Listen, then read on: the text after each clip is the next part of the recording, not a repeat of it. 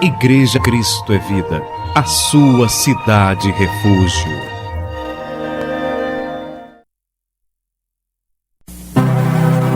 Capítulo 13. E o pastor vai mais uma vez falar à igreja sobre a parábola do semeador. Que há sempre coisas profundas nessa parábola que precisam estar bem vivas na nossa mente. Mateus capítulo 13, versículo 1 em diante.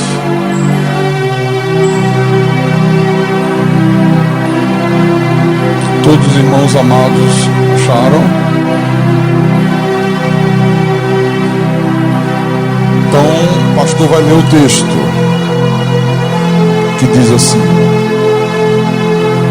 Naquele mesmo dia, saindo Jesus de casa, assentou-se à beira-mar, e grandes multidões se reuniram perto dele, de modo que entrou num barco e se assentou.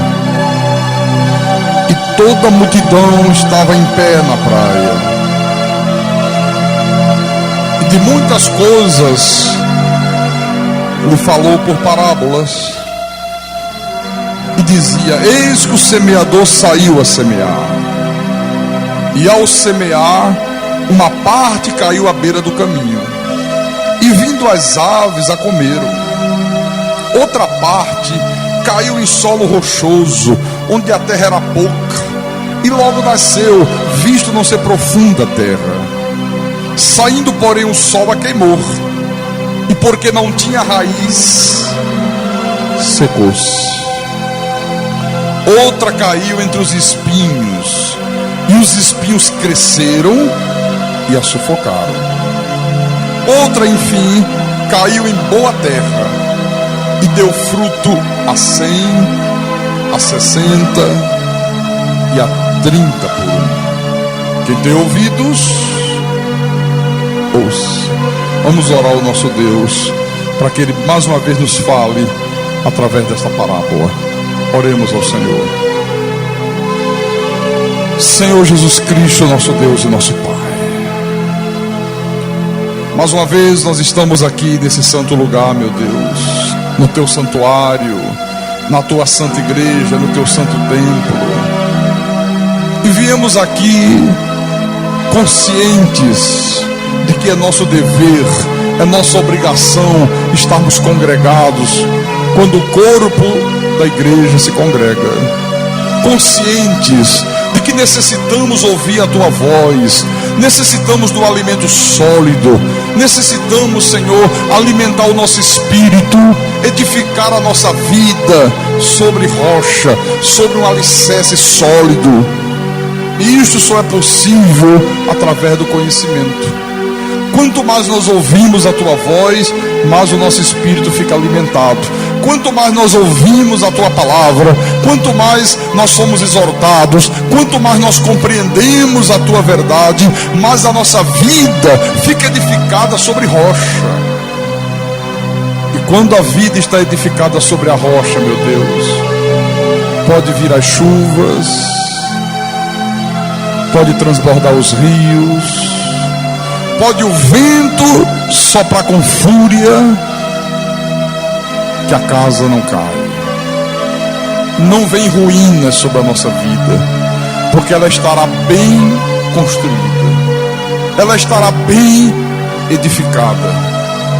Então fala-nos nessa noite, fala, meu Deus, ao coração do Teu povo, fala ao espírito do Teu povo. Eu te peço em nome de Jesus, em nome do Senhor, e que todo o povo de Deus que crê e que recebe esta palavra, que diga amém e amém. Diga graças a Deus, diga graças a Deus. Meus irmãos, amados de Deus, o que é uma parábola? Que aqui fala que Jesus lhes falava por parábolas. O que é uma parábola? Você sabe o que é uma parábola? Olha, parábola é uma narrativa que se faz que tanto pode ser baseada em fatos reais, como em fatos fictícios. E aquela narrativa, ela é usada para transmitir verdades espirituais. Só que essas verdades espirituais, que são transmitidas através de uma parábola, elas só podem ser entendidas, elas só podem ser compreendidas por aqueles que Deus predestinou para a salvação. Somente os filhos de Deus podem compreender a mensagem que Deus está transmitindo através da parábola, e isto mediante a revelação do Espírito Santo. Os filhos do diabo, o joio, os vasos de desonra, a semente da perdição, eles jamais vão compreender a mensagem de Deus, porque o Espírito Santo jamais vai dar a essa gente o discernimento da verdade, jamais vai lhes revelar a verdade. Então, o que eu quero que você perceba é que o texto diz aqui no versículo 2: grandes multidões se reuniram perto deles. Olha, você vê que para a grande maioria daquelas grandes multidões que se reuniram para estar perto de Jesus, isto que Jesus falou aqui, do versículo 3 até o versículo 8, não passava de um simples relato, não passava de uma história. Para eles era apenas uma história de um agricultor que saiu no seu campo, com um saco cheio de semente, e saiu semeando na sua terra. Para eles, Jesus havia contado apenas uma história.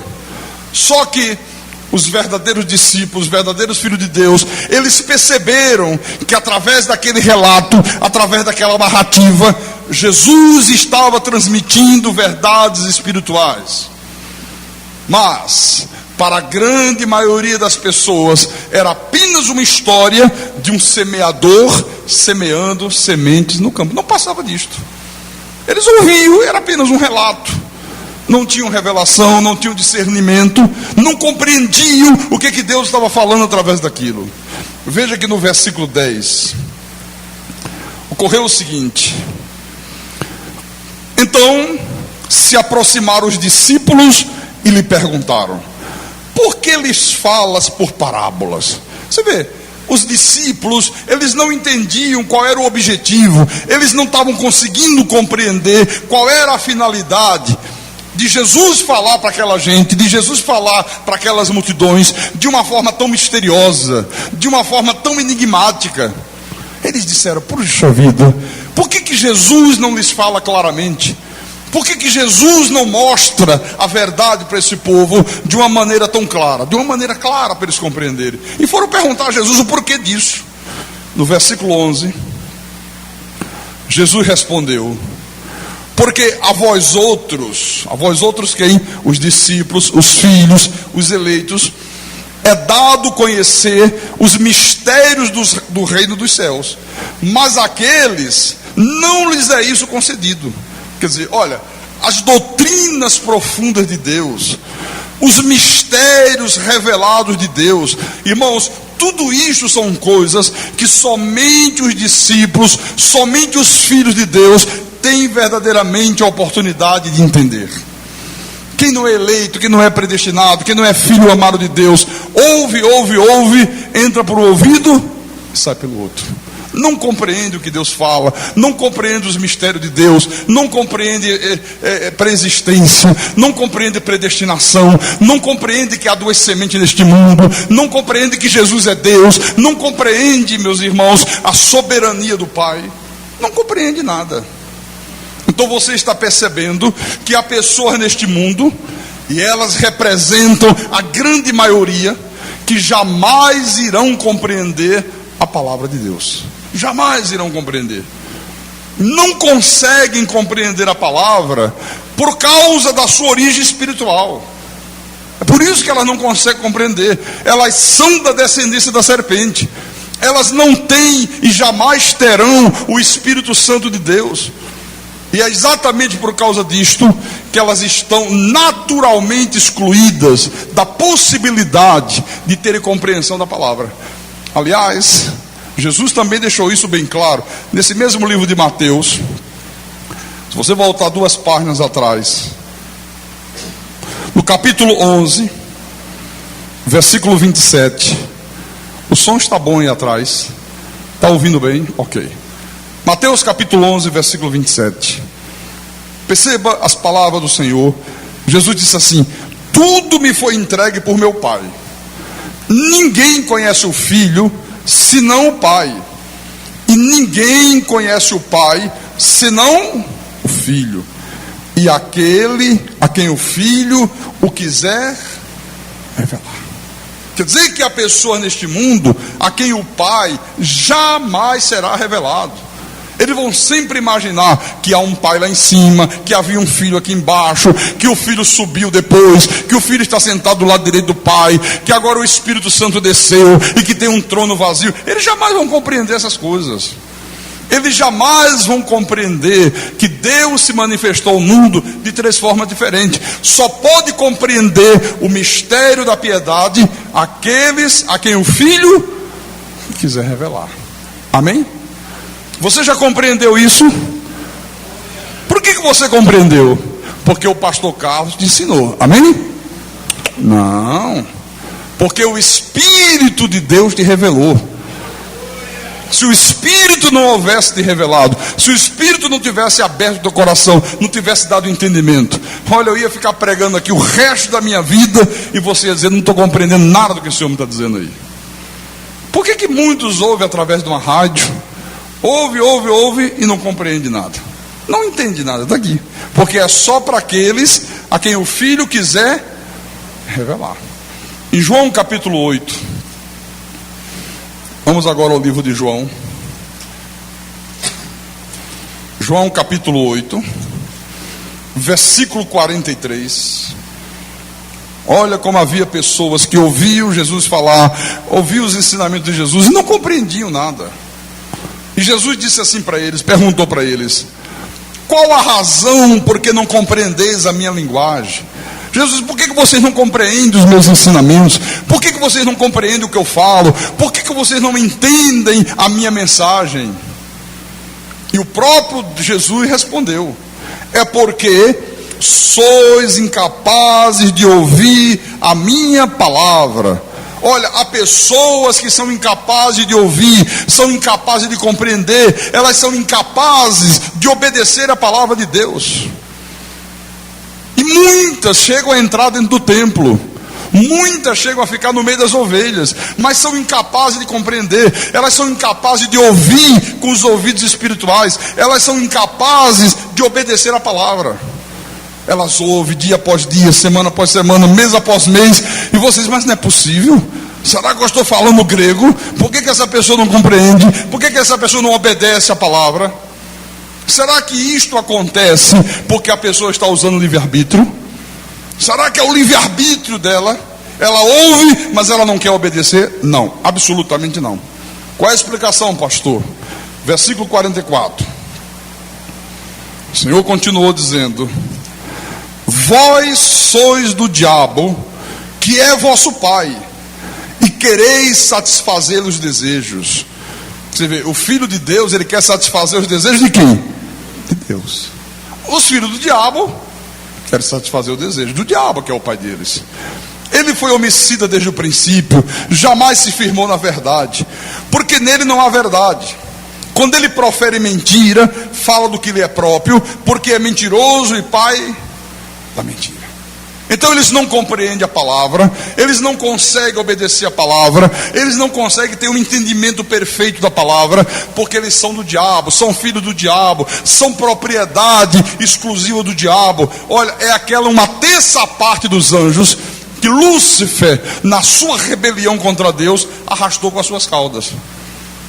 Agora, aprove a Deus permitir que eles também assumissem um corpo de carne a partir de Caim. Mas eles assumiram um corpo de carne, Deus permitiu com que propósito? Vamos ver isso. 1 de Pedro capítulo 2. Olha o que Pedro fala dessa gente. 1 de Pedro capítulo 2, versículo 8. Pedro diz assim: e pedra de tropeço, e rocha de ofensa, são estes os que tropeçam na palavra, sendo desobedientes para o que também foram postos. Olha só, são pedra de tropeço, são rocha de ofensa, eles tropeçam na palavra, eles são desobedientes. Por quê? Porque Deus os pôs neste mundo para isso. Paulo diz que Deus teve o direito de fazer vasos para honra e vasos para desonra. Agora, volte lá por favor em Mateus. Vamos voltar ao texto básico. Mateus capítulo 13. Mateus 13, versículo 2. O Senhor continua: pois ao que tem se lhe dará, e terá em abundância, mas ao que não tem, até o que tem lhe será tirado. Olha só, ao que tem o direito de conhecer os mistérios do reino dos céus, o Senhor disse: olha, a este se lhe dará este conhecimento, e ele terá um conhecimento em abundância. Deus vai dar conhecimento em abundância para este. Mas ao que não tem esse direito de conhecer os mistérios de Deus, até aquilo que ele tem, ou seja, até aquilo que ele julga ter de conhecimento, o Senhor disse: até isso lhe será tirado. Que coisa impressionante, né? Até isto lhe será tirado. No versículo 13: por isso lhes falo por parábolas, porque vendo não veem, e ouvindo não ouvem nem entendem, de sorte que nele se cumpre a profecia de Isaías: ouvireis com os ouvidos e de nenhum modo entendereis, vereis com os olhos e de nenhum modo percebereis, porque o coração deste povo está endurecido, de mau grado ouviram com os ouvidos e fecharam os olhos, para não suceder que vejam com os olhos, ouçam com os ouvidos, entendam com o coração, se convertam e sejam por mim curados. Jesus estava dizendo: olha, nesta gente, nos filhos do diabo, se cumpre de uma maneira completa, de uma maneira total, de uma maneira definitiva, aquilo que foi profetizado por Isaías 700 anos antes da encarnação de Deus. É isso que Jesus está dizendo aqui. Pastor, quer dizer que Isaías 700 anos antes estava profetizando acerca disso? Estava. Eu vou te mostrar no livro do profeta Isaías.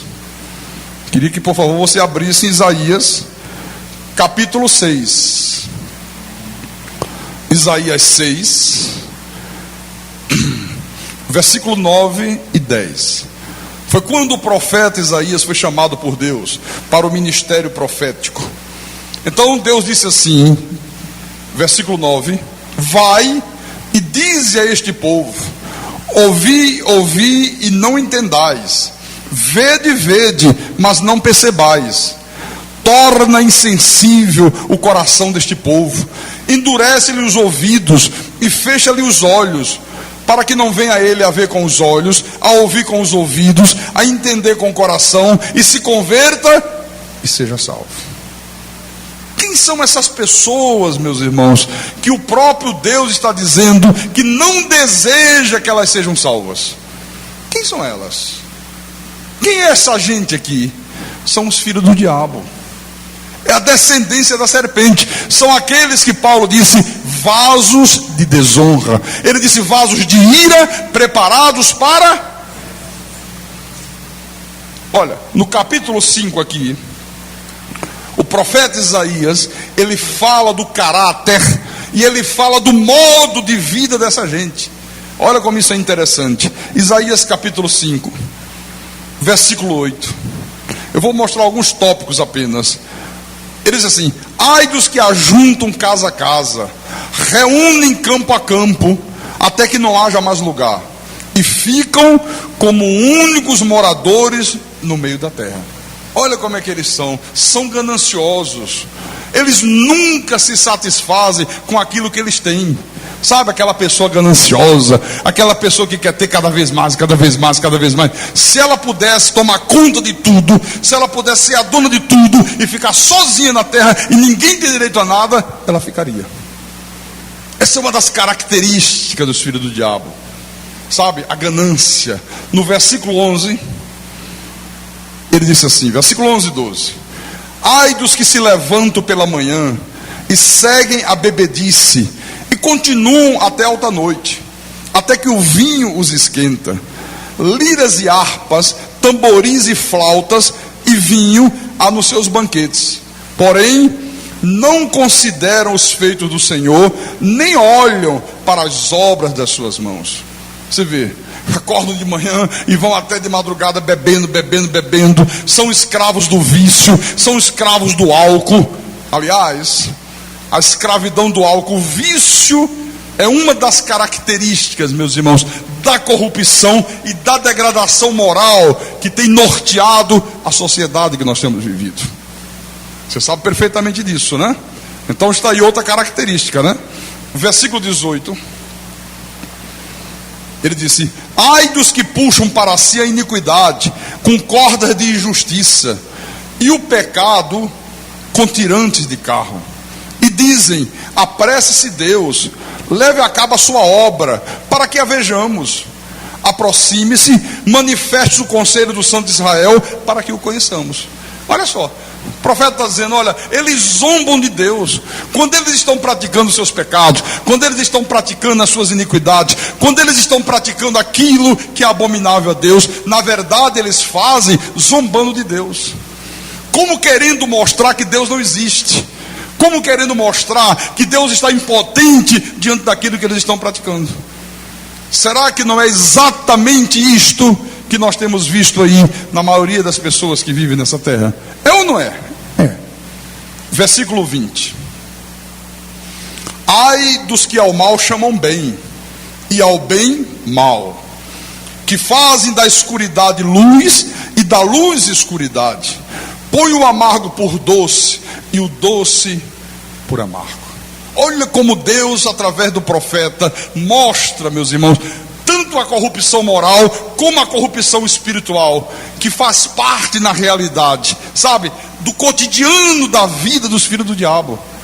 Isso aqui faz parte do cotidiano da vida daqueles que são semente da perdição. Olha, eles chamam o mal de bem, eles chamam o bem de mal, eles fazem da escuridade luz, eles fazem da luz escuridade, eles põem o amargo por doce, eles põem os doces por amargo. Na verdade, eles ficam tão embriagados pelo erro, eles ficam tão embriagados pelas coisas das trevas, eles vivem neste mundo tão obcecados pelos bens materiais, eles sentem tanta satisfação nas coisas mundanas, nas coisas que Deus abomina, que eles ficam completamente insensíveis para as coisas de Deus. É isto que ele está dizendo aqui, sabe? Eles ficam completamente insensíveis para as coisas divinas. Não há espaço na vida deles para isso. Agora volte lá em Mateus 13, por favor. Mateus capítulo 13, versículo 20.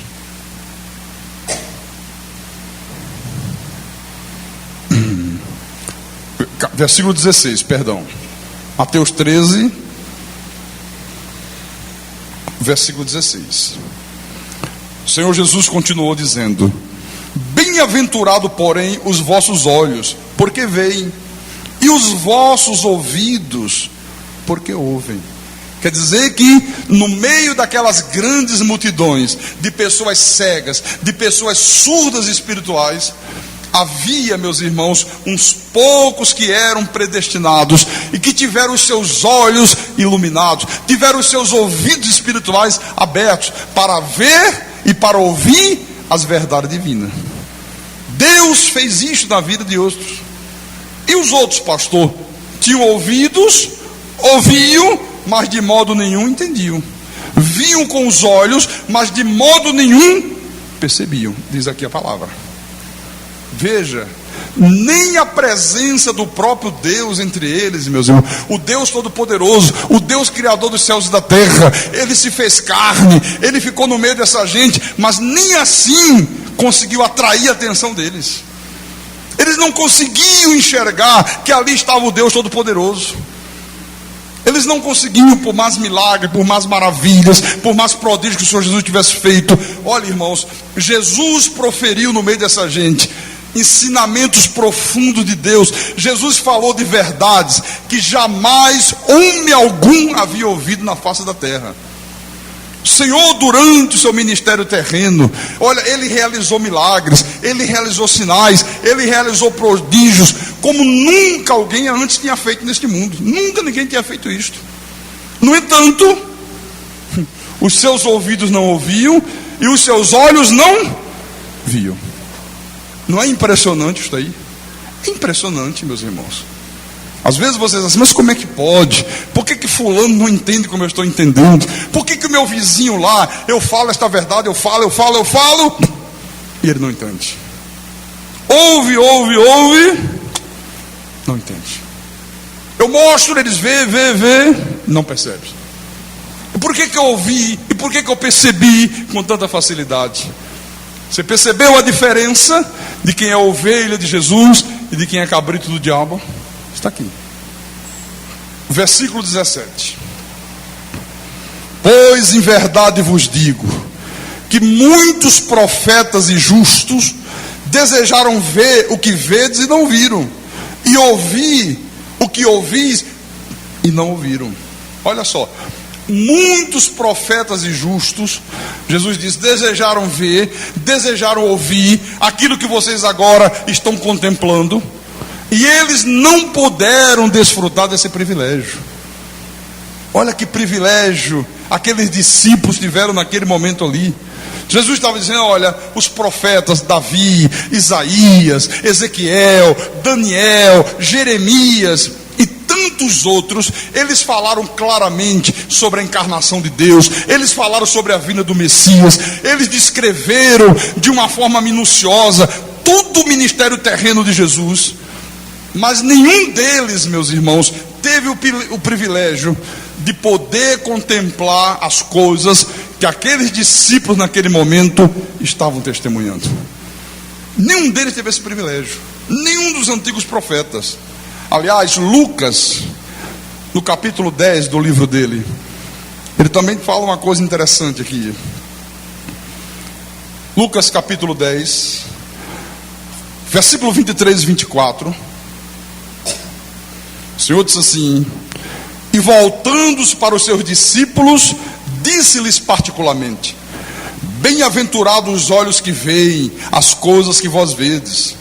Pois eu vos afirmo que muitos profetas e reis quiseram ver o que vedes e não viram, e ouvir o que ouvis e não ouviram. Olha, alguns filhos de Deus lá do Velho Testamento, eles foram reis, eles foram monarcas poderosos. Mas Jesus estava dizendo, olha, nem mesmo os reis, nem mesmo os homens mais poderosos desta terra, nem mesmo os homens mais privilegiados desse mundo puderam ver e puderam ouvir a glória do Messias como vocês estão vendo agora. Aleluia. Os homens mais poderosos, os reis, os mais privilegiados não puderam, mas aqueles homens simples, aqueles pescadores da Galileia, aquelas pessoas simples e humildes tiradas de entre o povo, eles receberam de Deus, meus irmãos, o privilégio de contemplar a glória de Deus. Veja, por exemplo, o privilégio que Deus nos tem concedido nos dias de hoje. Irmãos, o que nós temos ouvido aqui nesta igreja, o que nós temos aprendido, o que o Espírito Santo tem nos revelado acerca do Evangelho da graça de Deus, muitos profetas desejaram ouvir e não ouviram. Muitos profetas antigos desejaram ouvir essas verdades, desejaram conhecer esses mistérios revelados de Deus e não puderam. Você já parou para pensar o privilégio que você tem tido de Deus? Você pensa que o profeta Isaías teve o privilégio de conhecer o que você conhece hoje? De saber que é deste mundo tua descendência, de entender isto, de ter a revelação de Deus sobre todo o plano da graça dele? Você pensa que o profeta Ezequiel, você pensa que Jeremias teve esse privilégio, você pensa que Daniel, não, eles profetizaram, eles falaram coisas profundas de Deus, mas eles nunca tiveram o privilégio de ter a revelação dos mistérios revelados do Pai. Aleluia. E nós temos tido esse privilégio. Volte lá em Mateus, por favor. Mateus 13, versículo 18. Agora Jesus começa a explicar aos seus discípulos qual é a verdade contida na parábola, né? Então ele diz assim, versículo 18: atendei vós, pois, a parábola do semeador. A todos os que ouvem a palavra do reino e não a compreendem, vem o maligno e arrebata o que lhes foi semeado no coração. Este é o que foi semeado à beira do caminho. Olha só, Jesus começa a explicar aqui aquilo que ele havia dito no versículo 4 aqui, ó.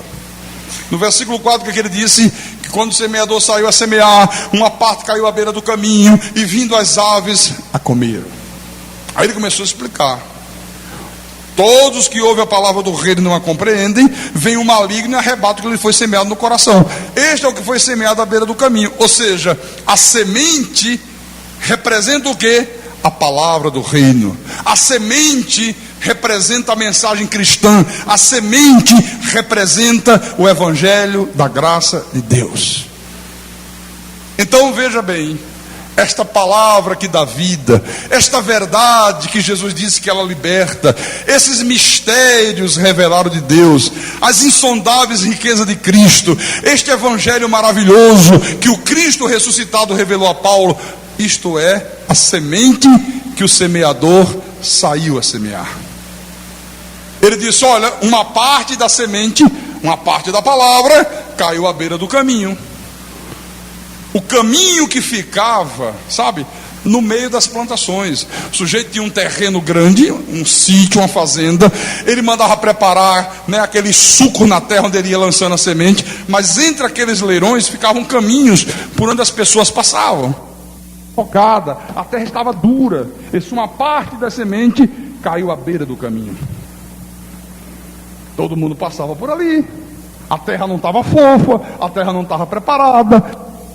Então essa terra dura, essa terra batida, ela simboliza na realidade o caráter maligno, meus irmãos, do indivíduo.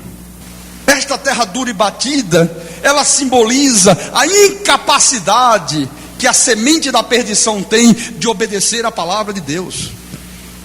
É aquela pessoa, por exemplo, que sente prazer, um tremendo prazer nas coisas que Deus abomina. Ela gosta de beber, ela gosta de fumar, ela gosta de se prostituir, ela gosta de frequentar uma macumba, ela gosta de acender vela, ela gosta de ídolo, ela se amarra na idolatria, ela sente atração por qualquer tipo de falsa religião, qualquer tipo de falso ensinamento. Olha, ela se sente atraída. Você já viu pessoas que passam a vida inteira estudando tudo quanto é falsa religião que existe no mundo? Sabe tudo sobre elas, mas ela não gasta um minuto da sua vida acerca da palavra de Deus. Ela abomina completamente a verdade divina. Então, da mesma maneira como a semente ao cair na terra dura, ela não pôde produzir nada, ela não teve produção nenhuma. Da mesma forma, Jesus estava ensinando, quando a palavra de Deus cai sobre esse tipo de pessoa, a palavra também não produz nada. Nada, absolutamente nada. Às vezes pessoas vêm à igreja, né? E vem, ouve, passa meses e meses dentro da igreja, e você não vê nenhuma mudança na vida daquela pessoa. Ela continua com os mesmos erros, ela continua com os mesmos pecados, ela continua com a mesma atração pelas coisas do mundo, ela continua seduzida por aquilo que Deus abomina. E vocês, mas como é possível? Mas a pessoa não está ouvindo a palavra, ela não está ouvindo a palavra, por que ela não muda? Por que aconteceu? O que está acontecendo? Está aqui, a terra dura, é a terra batida. Agora, ele disse, olha, uma parte da semente caiu à beira do caminho, e vindo as aves a comeram. Às vezes, os judeus naquele tempo, eles usavam, né, na sua literatura, e era uma literatura muito vasta, eles usavam as aves, eles usavam os pássaros como símbolo do mau agouro. Os pássaros eram usados na literatura judaica como símbolo das coisas malignas. Por isso que Jesus usou figura dos passos, comendo a semente, comendo a palavra, porque ele sabia que eles compreenderiam o que significava aquilo. Compreendeu? Era o demônio, era o diabo. Essas aves aqui, na verdade, simboliza tudo aquilo que é diabólico, simboliza tudo aquilo que é abominável aos olhos de Deus. São os maus pensamentos, são os desejos pecaminosos, são os vícios, são as más influências, sabe? É tudo aquilo que é proveniente do diabo. Então tudo isto vem, come a palavra, sufoca a palavra, retira a palavra da vida daquela pessoa, não pode permanecer nela. No versículo 20, o Senhor continuou explicando. Ele diz: o que foi semeado em solo rochoso, esse é o que ouve a palavra e a recebe logo com alegria, mas não tem raiz em si mesmo, sendo antes de pouca duração. E lhe chegando a angústia ou a perseguição por causa da palavra, logo se escandaliza. Agora Jesus começou a explicar o que ele havia dito inicialmente no versículo 5 da parábola. Veja que a primeira pessoa simbolizada, representada, tipificada pela terra batida, pela terra dura à beira do caminho, olha, ela não sente nenhuma atração pela palavra. Agora, esse tipo de pessoa aqui é exatamente o oposto da primeira. Esta pessoa, representada pelo solo rochoso, sabe, onde a terra é muito pouca, olha, é aquela pessoa que sente uma atração imediata pela palavra, uma atração imediata, porém, essa atração imediata é completamente superficial, é completamente artificial. Na verdade, é um tipo de atração interesseira. É aquela pessoa, meus irmãos, que recebe a palavra com alegria. Você fala de Jesus, você fala do poder de Deus, você fala que Jesus tem poder para todas as coisas. Ela está cheia de problemas, ela está cheia de necessidade, ela está em busca de solução para os seus problemas da vida, e ela recebe, é mesmo, Jesus pode curar a doença, Jesus pode me tirar desse problema aqui de dívida, Ele pode resolver o problema da minha casa, dos meus filhos, do meu casamento. Oh, graças a Deus. E de imediato ela corre para a igreja. Mas ela vem para a igreja não por uma atração especial pelo Senhor, não por uma atração especial pela palavra. Ela vem para a igreja em busca da solução dos problemas da vida. Ela acha, ela imagina que estando na igreja todos os seus problemas vão ser resolvidos, que a vida dela vai se tornar um mar de rosa, que ela não vai ter mais problemas, que ela vai ter saúde perfeita, que a doença não vai mais atingi-la, que ela vai ter dinheiro, ela vai ter prosperidade e abundância. A primeira decepção que esse tipo de pessoas sentem é quando eles sabem, quando eles descobrem que em nenhum lugar da Bíblia Deus promete uma vida sem problema para o seu povo. Aí ele diz: oh meu Deus, quer dizer que não é assim não? Não, pastor, em nenhum lugar da Bíblia Deus não promete uma vida sem problema para o seu povo. Em lugar nenhum da Bíblia. Irmãos, quando Deus criou o mundo, Deus criou o mundo perfeito. Depois que Ele criou tudo, a Bíblia diz lá em Gênesis capítulo 1, versículo 31, que Deus olhou para tudo que Ele havia criado e disse que viu que era muito bom. Olha, era tudo muito bom. Era um paraíso, era uma coisa maravilhosa, era uma coisa espetacular. Mas o que aconteceu? Por causa do pecado de Adão e Eva, por causa da desobediência do homem, a terra que era muito boa, aquela criação que era perfeita, se tornou o quê? Maldita. O pecado introduziu no paraíso que Deus havia criado. O pecado, a desobediência, introduziu os conflitos, introduziu a morte, introduziu a inveja, introduziu a malícia, introduziu o ódio, introduziu os vícios, introduziu as guerras, introduziu as doenças, toda a sorte de doenças que existe neste mundo, consequência do pecado de Adão e Eva. Então, enquanto nós estivermos neste mundo, olha, nós temos que conviver com essas coisas. Não tem como. Jesus disse o quê? No mundo tereis aflições. Não se iluda, não. Se você pensa que porque você é um filho de Deus, você é um eleito, você é um predestinado, você não pode amanhã ser atingido por uma doença, você está redondamente enganado. Pode. Só que o Senhor tem provisão para essa doença, Ele tem a cura. Se você imagina que porque é o eleito de Deus, porque dá o dízimo, porque dá a oferta, você está imune de enfrentar crise financeira, de enfrentar problemas na vida financeira, você está redondamente enganado. Pastor, mas lá no livro de João, pastor, capítulo 10, versículo 10, Jesus disse assim: eu vim para que vocês tenham vida e a tenham com abundância.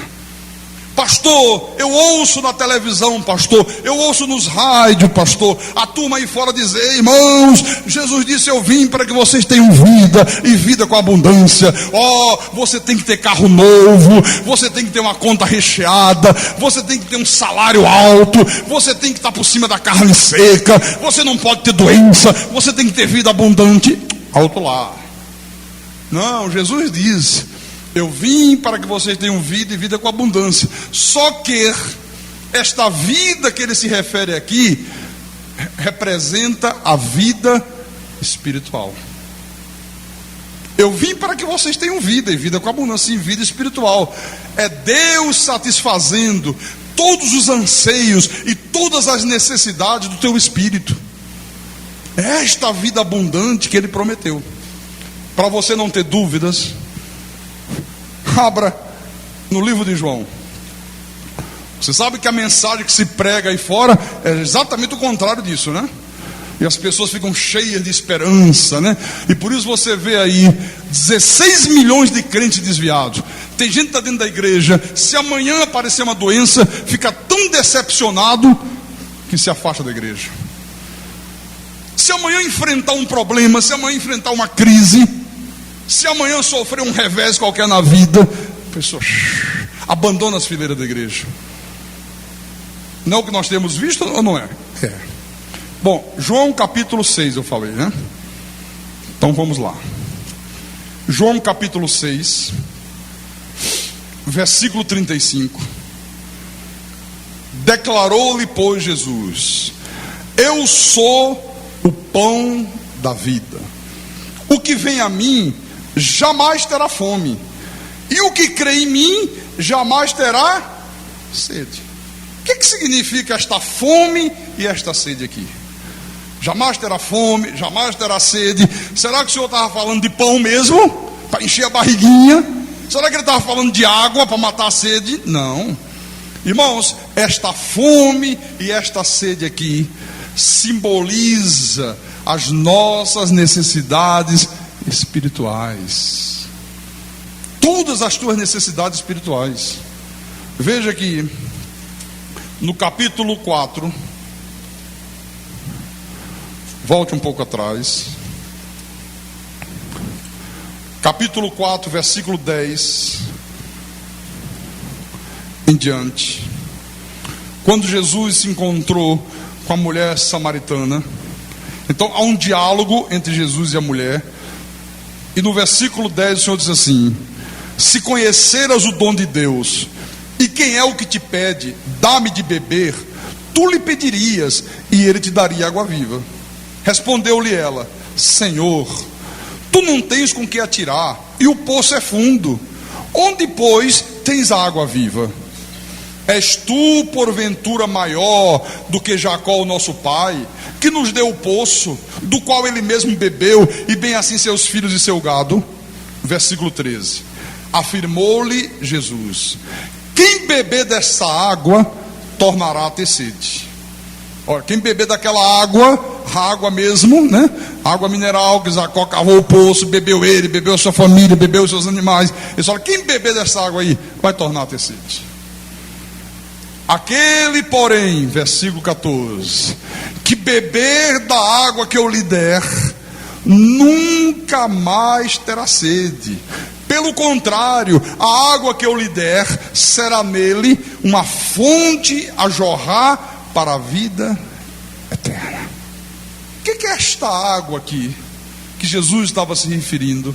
Irmãos, é a manifestação do Espírito Santo, é a palavra de Deus como alimento sólido para o teu espírito.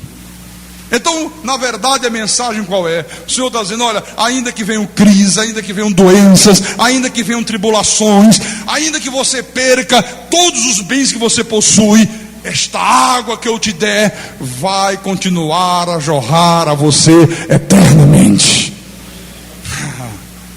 Você nunca mais vai ter sede. O filho do diabo, ele nunca vem à igreja, sabe, interessado no bem-estar da sua vida espiritual. Nunca, não, ele está preocupado com isso. Ele vem interessado apenas e tão somente no seu bem-estar pessoal. Ele só está preocupado com isso. Ele quer dinheiro, ele quer casa, ele quer joias, ele quer ter saúde, ele quer ter paz, ele quer ser uma pessoa de sucesso, ele quer que Deus abra todas as portas para ele. Não é esta a proposta que as seitas fazem? Não é isto que é oferecido às multidões aí fora? Por isso eu digo, esse bem-estar que os filhos do diabo tanto procuram, tanto almejam, ele é oferecido pelas seitas aí fora, através de um evangelho adulterado, através de um evangelho pervertido. Então, a primeira decepção que os vasos de desonra sentem é quando eles descobrem que em nenhum lugar da Bíblia Deus promete uma vida sem problemas para o seu povo. Eles ficam decepcionados. Eles não aceitam esta palavra. Eles não aceitam esta mensagem. Eles ficam tremendamente frustrados. Mas a segunda decepção é quando eles descobrem que a fidelidade à palavra vai gerar angústia e perseguição. Aí eles ficam mais ainda enlouquecidos. Você vê que Jesus disse assim, olha aqui, volta lá em Mateus, por favor. Volta lá em Mateus 13.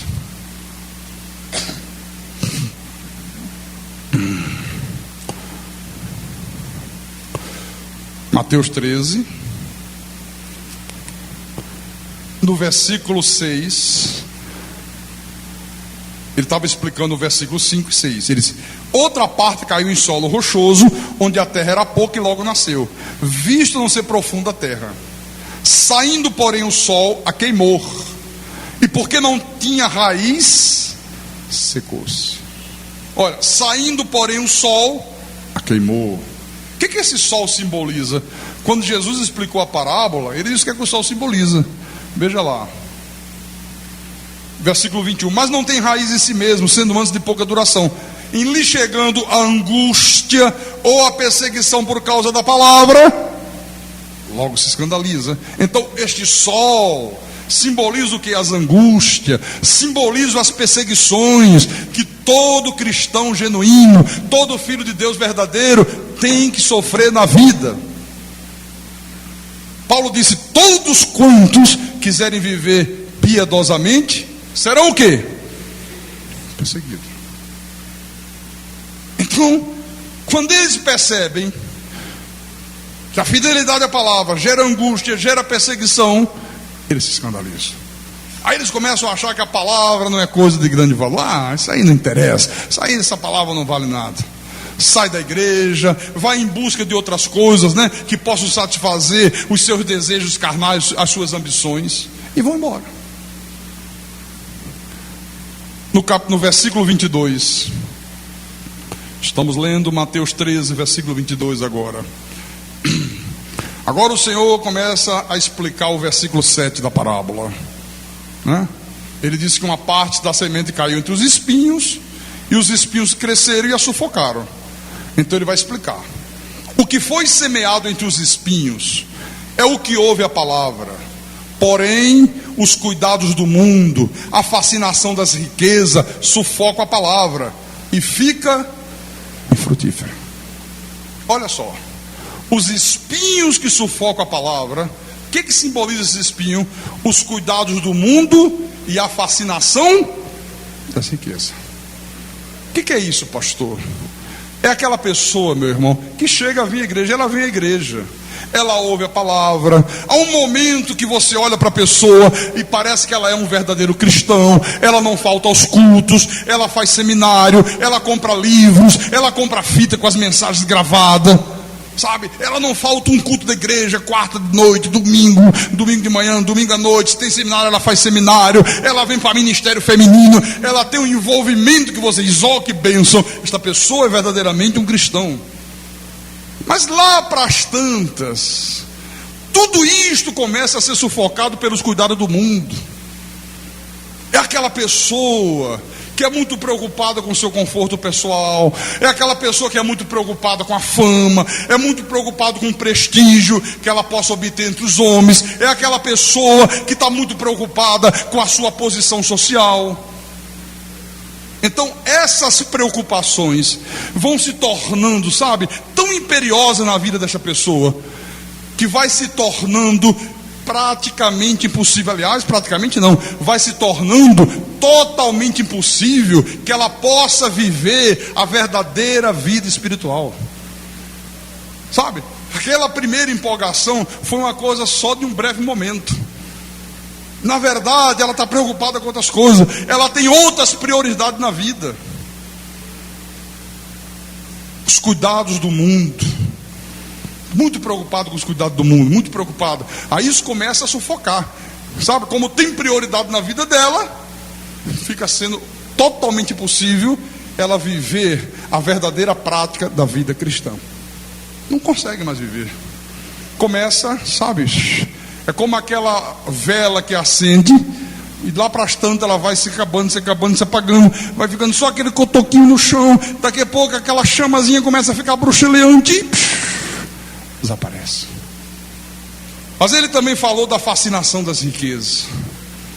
Sabe, é a pessoa que fica fascinada pelas riquezas materiais. É aquela pessoa que fica fascinada, meus irmãos, pelas vantagens, pelo prestígio. Ela fica fascinada pelos prazeres que as riquezas materiais podem proporcionar para a vida dela. Ela está fascinada por isso. É a pessoa que tem amor ao dinheiro. O coração desta pessoa está cheio, mas de desejos pelas coisas materiais. Ela não tem desejo pelas coisas espirituais. E quando uma pessoa tem o coração cheio de desejo pelas coisas materiais, olha, essa pessoa, ela sempre vai encontrar motivação para continuar satisfazendo os desejos do seu coração. Sempre. E tem mais uma coisa: esse tipo de pessoa, mesmo quando ele obtém êxito nessa sua busca pelas riquezas, olha, mesmo assim, a sua busca por riqueza não para. É aquela pessoa, quanto mais tem, mais quer. Ela obtém êxito, ela ficou rica, ela tem casa, ela tem automóvel, ela tem dinheiro. Você pensa que ela para de buscar essas coisas, aí é que ela busca mais ainda. Não cessa, não para nunca. Quanto mais tem, mais ela quer. Versículo 23. Diz assim a palavra: mas o que foi semeado em boa terra é o que ouve a palavra e a compreende. Este frutifica e produz a 100, a 60 e a 30 por um. Aleluia. Quem é esta boa terra aqui? Olha, é o homem que ouve a palavra, é o homem que compreende a palavra. É aquela pessoa, meus irmãos, que se submete totalmente à palavra de Deus. É aquela pessoa que passa a ter uma consciência, ela passa a ter uma compreensão profunda, tanto dos seus deveres, como das suas obrigações para com Deus. Porque não adianta nada ouvir a palavra e não compreender essas coisas. De que adianta você vir à igreja e ouve predestinação, e ouve soberania de Deus, duas descendências, segurança eterna da salvação, e você ouve todas essas coisas e você não compreende os teus deveres e as tuas obrigações para com Deus? Não tem valor algum. Não tem sentido algum para a vida isto. O legítimo filho de Deus, olha, ele suporta as angústias, ele suporta as perseguições que sobrevierem por causa da palavra, ele enfrenta com galhardia todas as lutas da vida.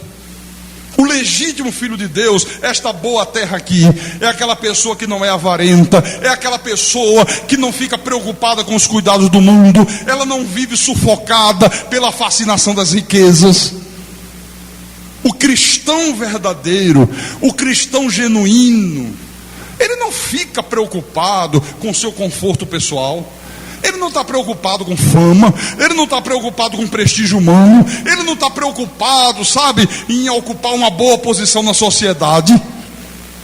O cristão legítimo, o cristão verdadeiro, ele não fica buscando bens materiais, ele não se deixa seduzir, meus irmãos, pelas vantagens, ele não se deixa seduzir pelos prazeres, ele não se deixa seduzir pelo prestígio que as riquezas possam proporcionar à vida dele. Isso não interessa para ele.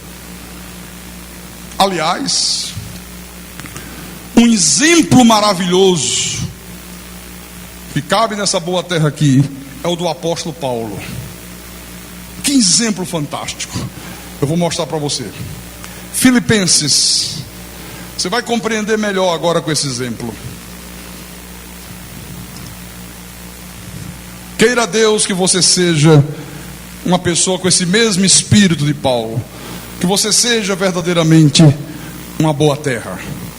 Filipenses capítulo 3, versículo 5. Paulo vai começar a falar agora, do que era a sua vida pregressa. Ele diz: circuncidado ao 8º dia, da linhagem de Israel, da tribo de Benjamim. Olha que alta posição ele tinha, hein? Que prestígio esse homem desfrutava, né? Hebreu de hebreus, quanto à lei fariseu, quanto ao zelo perseguidor da igreja, quanto à justiça que há na lei, irrepreensível. Ele estava dizendo: olha, eu tinha uma posição espetacular, eu tinha fama, eu era muito paparicado, as pessoas me exaltavam, sabe? Eu recebia a glória dos homens, eu era, sabe, da tribo de Benjamim, eu era da linhagem de Israel, eu fui educado aos pés do mais importante rabino judeu. Paulo foi educado aos pés de Gamaliel. Eu era um fariseu violento. Quanta justiça que há na lei, eu era irrepreensível. Esse homem, meus irmãos, tinha todos os predicados, sabe, que uma pessoa desejava ter naquela época, naquela sociedade. Tudo isso aqui gerava prestígio para ele. Ele era bem visto, ele era elogiado. Mas olha o que ele diz no versículo 7: mas o que para mim era lucro, isto considerei perda por causa de Cristo. Sim, deveras considero tudo como perda, por causa da sublimidade do conhecimento de Cristo Jesus meu Senhor, por amor do qual perdi todas as coisas e as considero como refúgio para ganhar a Cristo. Aleluia, glórias a Deus. Eu poderia parafrasear o apóstolo, e eu poderia dizer: eu fui o líder da maior seita que há no mundo, eu fui líder de todo o Brasil, olha, eu tinha muito prestígio, eu ganhava muito dinheiro, eu era muito paparicado, eu tinha muito poder nas mãos, poder financeiro, poder político, eu tinha milhares e milhares de pessoas debaixo das minhas ordens, debaixo do meu poder. E eu poderia dizer: mas tudo isso que para mim era lucro, eu podia trocar de carro de 6 em 6 meses, eu andar de Palio, viajar daqui para Fortaleza de Palio, nem morto. Eu só viajava se fosse no avião da Varg e na primeira classe. Classe comum não servia, tinha que ser primeira classe, senão não viajava. Eu só me hospedava nos hotéis 5 estrelas. Eu não tinha preocupação de pagar luz, de pagar água. Eu não tinha preocupação com o preço de colégio. Eu não tinha preocupação com nada. Mas tudo isto, que para mim era lucro naquele tempo, isto considerei perda por causa de Cristo. Sim, considero tudo como perda por causa da sublimidade do conhecimento de Cristo Jesus, meu Senhor, por amor do qual perdi todas as coisas e as considero como refúgio para ganhar a Cristo. Oh, aleluia! Olha, meus irmãos, se você vê uma pessoa não querer perder aquilo que para ela é lucro, por causa da sublimidade do conhecimento de Cristo, por causa do amor ao Senhor Jesus Cristo, se ela não quer considerar refúgio as coisas que os homens têm lhe proporcionado, as coisas que a sociedade, que esta vida lhe tem proporcionado, esta pessoa não é de Deus. Quantas você conhece que, apesar do conhecimento da verdade, diz: tudo bem, eu sei que é verdade, eu já conferi na Bíblia, mas acontece que aqui na igreja, eu tenho um cargo muito importante. Aqui eu sou o chefe. Aqui eu tenho muito prestígio. Aqui eu sou o pastor, presidente da convenção. E se eu for crer nessa verdade, eles me expulsam e eu vou passar a não ter prestígio nenhum nesse mundo. E preferem mais a glória dos homens do que a glória de Deus. Quantos você conhecem que você já evangelizou, que você já mostrou essa verdade, e a pessoa diz: tá bom, deixa como está. Eu sou o líder do coral da igreja lá. Eu sou o chefe da mocidade. Eu sou o braço direito do pastor. Isso aqui é muito importante, e eu vou largar tudo isto por causa da verdade de Deus. Uma pessoa que procede assim, essa pessoa não é ovelha de Jesus Cristo. A ovelha, meu irmão, ela pode estar num pedestal de glória, ela pode estar lá no alto da pirâmide, ela pode estar ganhando rios de dinheiro, mas quando vem o conhecimento da verdade, ela larga tudo aquilo e abraça a verdade. Se ela tem que perder tudo e começar do zero, ela começa do zero, por amor à sublimidade do conhecimento de Cristo Jesus, o nosso Senhor. Amém? Eu quero terminar no Salmo 1. Quantas poucas pessoas estão dispostas a isso, hein? Mas como Deus é maravilhoso, como Deus é tremendo, né? Deus sempre mostra que a ovelha está disposta a perder tudo. É por isso que quando Deus chama pessoas para o ministério, Ele não chama pessoas desempregadas. Você viu quando Jesus chamava? Larga a pesca. Tinha que largar a pesca. Você é coletor de imposto, larga isso aí, me segue, vamos lá, vem comigo, larga tudo, larga o teu trabalho secular. A partir de hoje, você quer ser um pastor? Quero. Quer mesmo? Quero. Então larga tudo, tu vai pastorear a igreja de Fortaleza. Lembra do exemplo que nós tivemos aqui? Vou. 3 dias depois, veja bem, eu orei a noite inteira, a madrugada toda, o dia, a noite, 24 horas sem parar. Deus me mostrou que eu não estou preparado para isto. Está preparado para isso? Não, você é mentiroso. Você não quer largar teu emprego, meu irmão. Você não confia que Deus vai te manter. Você não quer perder o prestígio de funcionário de um grande banco. Aí vem com essa conversa fiada. Não, eu orei. Deus me mostrou que eu não estou preparado. Deus me mostrou, pastor, que eu estou preparado para ser pastor aqui mesmo em Recife. E sem largar o meu emprego. Salmo 1, versículo 1 em diante. Bem-aventurado o homem que não anda no conselho dos ímpios, não se detém no caminho dos pecadores, nem se assenta na roda dos escarnecedores. Antes, o seu prazer está na lei do Senhor, e na sua lei medita de dia e de noite. Ele é como árvore plantada junto à corrente de águas, que no devido tempo dá o seu fruto, e cuja folhagem não murcha. E tudo quanto ele faz será bem sucedido. Olha só, a boa terra, onde a semente foi plantada, e onde ela produziu frutos, a 100, a 60 e a 30 por 1, é esse homem justo aqui. O homem justo, ele é bem-aventurado. E vou dizer uma coisa para você: ser bem-aventurado é muito mais do que ser feliz. Porque normalmente dizemos bem-aventurado, que significa feliz. É muito mais do que ser feliz. Ser bem-aventurado, meus irmãos, é a pessoa que pode desfrutar do favor de Deus. É aquela pessoa que vai ter o privilégio de desfrutar dos benefícios, que vai ter o privilégio de desfrutar das graças especiais de Deus. Qual é a característica do homem que é boa terra?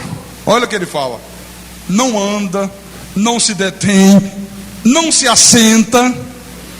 Veja que ele descreve aqui o homem justo por aquilo que ele evita. Percebeu isto? Não se detém, não se assenta.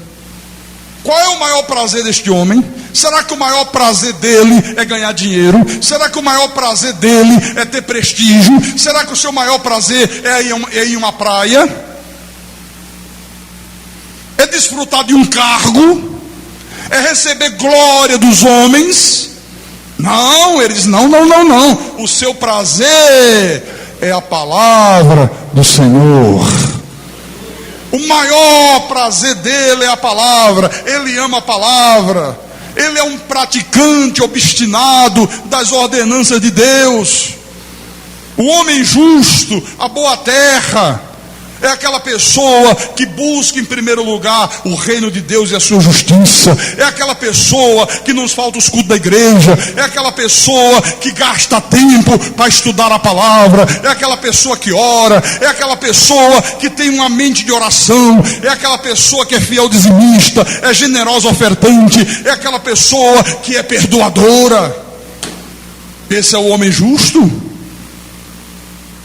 É aquela pessoa que nada neste mundo é capaz de suplantar o prazer e o amor que ela tem pela palavra de Deus. Amém? Se você vê uma pessoa que não é desta forma aqui, mesmo que ela esteja na igreja, mesmo que ela tenha Bíblia, mesmo que ela faça seminário, mesmo que ela conheça todo o pacto da graça de Deus, esta pessoa não é boa terra. Esta pessoa não é eleita de Deus. E o salmista diz aqui: tudo quanto ele faz será bem sucedido. Ela sempre é uma pessoa bem sucedida. Amém? E eu termino dizendo: quem tem ouvidos, ouça o que o Espírito falou à igreja nessa noite, em nome do Senhor Jesus, para a glória de Deus. Aleluia, graças a Deus, glórias a Deus. Sua palavra